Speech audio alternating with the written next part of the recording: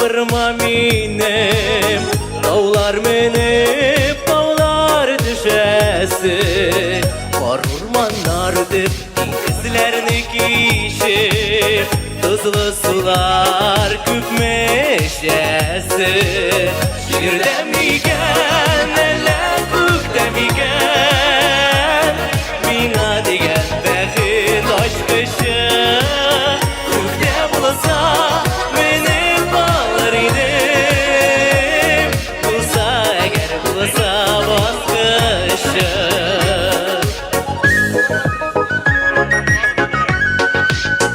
Öter yolum kirtelerden tıra Sikirteler uçra yolumda Ezilim var dünyadan Belki taştış kiminin kolunda Şirden miken, elle kükte miken Bina deyken belki başlışı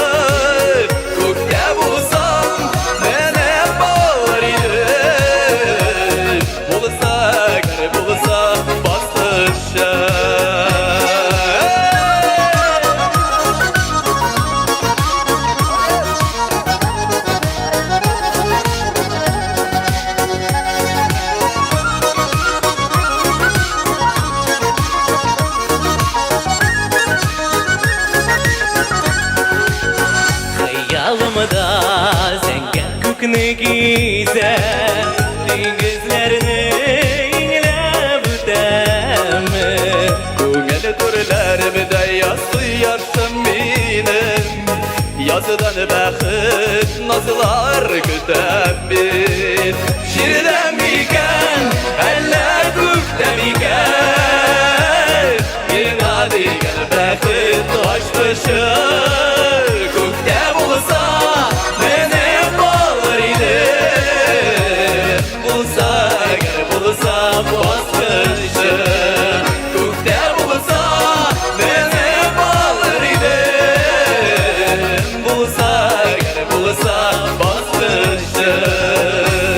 Yazıdan bəxit nazılar kütem bir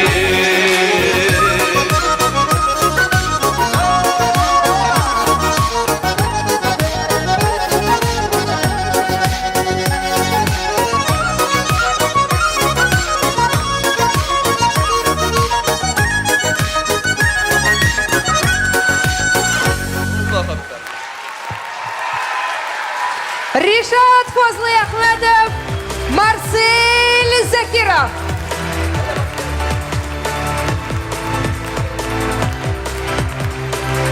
Tamaşaçı sizge alkışlı. Rishad Fazlı Ahmedov, Marcel Zakirov.